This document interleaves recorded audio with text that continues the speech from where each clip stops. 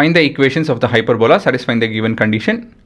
Vertices ಬಂದು X axis ಮೇಲಿದೆ ಮತ್ತು ಈ ವ್ಯಾಲ್ಯೂ ಕೊಟ್ಟಿದ್ದಾರೆ ಎಸೆಂಟ್ರಿಸಿಟಿ. ಸೊ ಹೇಗೆ ಬರ್ಕೊಬೇಕಿದು, as the vertices are on X axis the standard form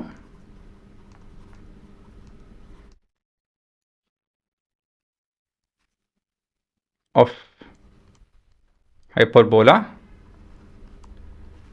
ಹೀಗೆ ಕಾಣುತ್ತೆ, X square by A square minus Y square by B square is equal to 1 ಹೀಗೆ ಕಾಣುತ್ತೆ ಅಲ್ವಾ. Next we have been given vertices as plus or minus 7,0. So ಇದರಿಂದ ಏನು ಹೇಳ್ಬೋದು ನಾವು, so from this we can tell a is equal to 7 alva. Next e is equal to 4/3 ಕೊಟ್ಟಿದ್ದಾರೆ. ಈ value ಬಂದು ಈ ಎಕ್ಸ್ಪ್ರೆಷನ್ ಮತ್ತೊಂದು ಎಕ್ಸ್ಪ್ರೆಷನ್ ಅಂತ ಹೇಳಿದ್ರೆ c by a which is 4/3 ಸರಿ ತಾನೆ. ಸೊ ಕೊನೆಯದಾಗಿ c will be equal to 28/3 ಆಗುತ್ತೆ ಇದು, ಆಯ್ತಲ್ವಾ. ಸೊ ಯಾಕಂತ ಹೇಳಿದ್ರೆ A is 7, 7 4s are 28.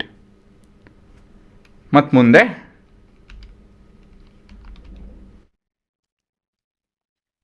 B square is ಕೂಡ C square minus A square. ಇದರಿಂದ ನಾವು ಬಿ ಸ್ಕ್ವೇರ್ ವ್ಯಾಲ್ಯೂ ಕಂಡುಹಿಡಿದು ನಮ್ಮ ಕೆಲಸ ಆಗುತ್ತೆ. So this is 28/3 square minus 7 square and this is equal to, ಅದ್ರ ಮೊದಲಾಗಿ LCM 9 ಬರುತ್ತಿಲ್ಲಿ ಅಲ್ವಾ. ಸೊ ಹಾಗಾಗಿ ಇದನ್ನು ಮಾಡ್ಬಿಡೋಣ. ಹಾಂ, this is equal to 28 square ಹುಡುಗರ 789 ಅಂತ ಕಂಡ್ರು, 784. 7 square into 9 is 441 divide by 9 ಆಗುತ್ತಿದ್ದು. ಸೊ ಕೊನೆಯದಾಗಿದ್ದು 343/9 ಆಗ್ತಾಯಿದೆ ಇದು. ನಾನು ಸ್ಕ್ವೇರ್ ರೂಟ್ ತೊಗೊಳೋದಕ್ಕೆ ಹೋಗಲ್ಲ, ಯಾಕಂತ ಹೇಳಿದ್ರೆ ನಮ್ಗೆ ಬಿನೇ ಬೇಕು ಕೊನೆಯದಾಗಿ. ಸೊ ಬಿ ಸ್ಕ್ವೇರೇ ಬೇಕು.